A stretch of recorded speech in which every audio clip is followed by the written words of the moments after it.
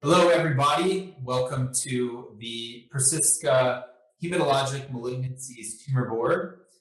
Very happy to have you here. Very excited to go through some of these really interesting cases. The cases that we are going to focus on today are all patients with various forms of lymphomas. We have an outstanding panel with us here today to go over these cases. I'm very excited to be amongst them. I'm going to first introduce myself. I'm Dan Pollier from the University of Colorado, and I'd like each of my colleagues to introduce themselves. Dr. Fromm, please. Hi, my name is Tyler Fromm. I'm an assistant professor of radiology with appointments in abdominal imaging and nuclear medicine at the Washington University School of Medicine in St. Louis, Missouri. I specialize in oncologic imaging with a focus on MRI and PET examinations. Larry Keston. I am a radiation oncologist in Michigan, in the Detroit area. I work for Michigan Healthcare Professionals and Genesis Care USA. I'm the medical director of the Michigan region.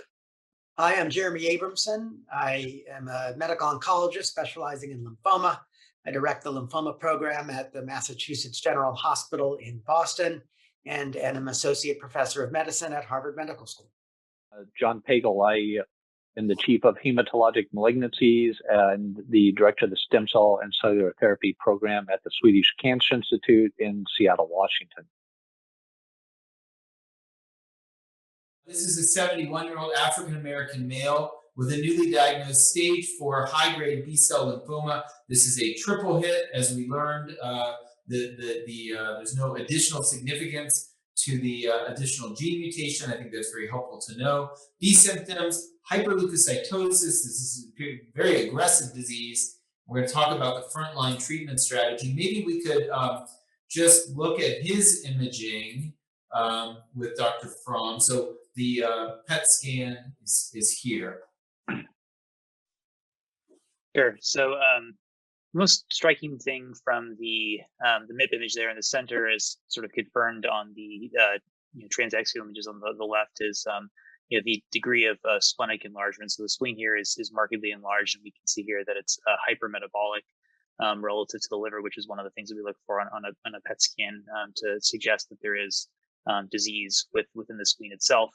There's also kind of a peripheral wedge-shaped area where there's relatively little, if any, FDG uptake within the spleen, and that's consistent with a splenic infarct, which is something we fairly commonly see in patients that have spleen involvement to this degree. We also see that there are some maybe more mildly FDG avid lymph nodes in the retroperitoneum, kind of periaortic areas on that lower transaxial slice on the left. Activity is fairly similar to the liver there. And there was also a slightly more FDG avid lymph node in the mesentery that we are seeing here on this right-sided transaxial image.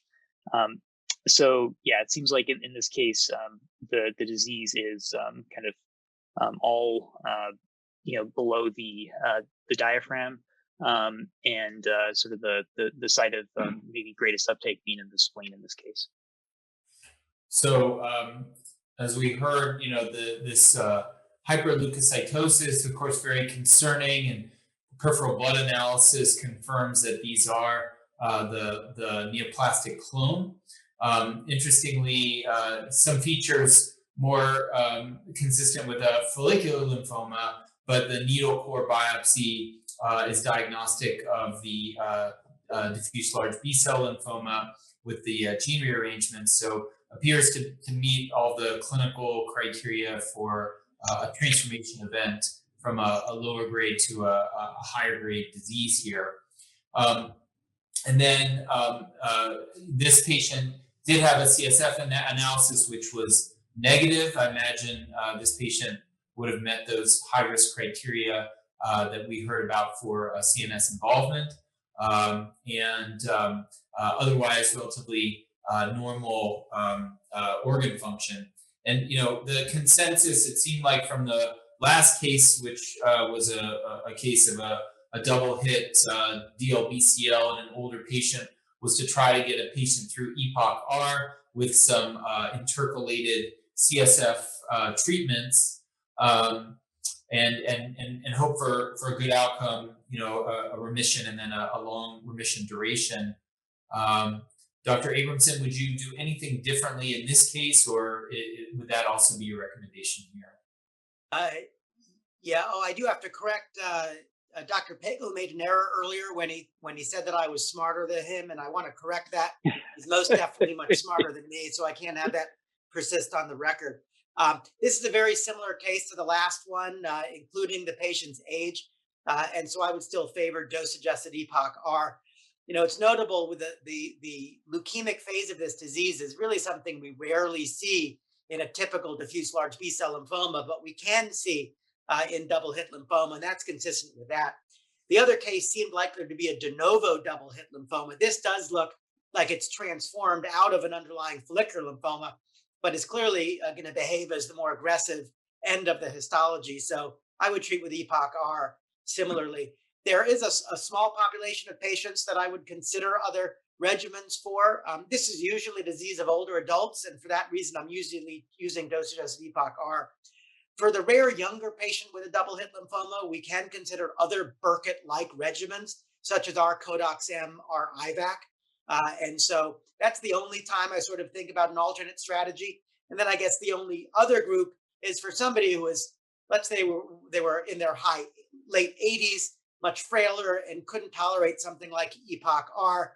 Then we think about really, a dose-reduced R-CHOP type strategy in that population, but really that's with palliative intent. But for this patient, and even to patients into the early 80s, I'd be using EPOCH-R, considering other intensive regimens for younger patients. Yeah, let me just, I think I agree completely with Dr. Abramson.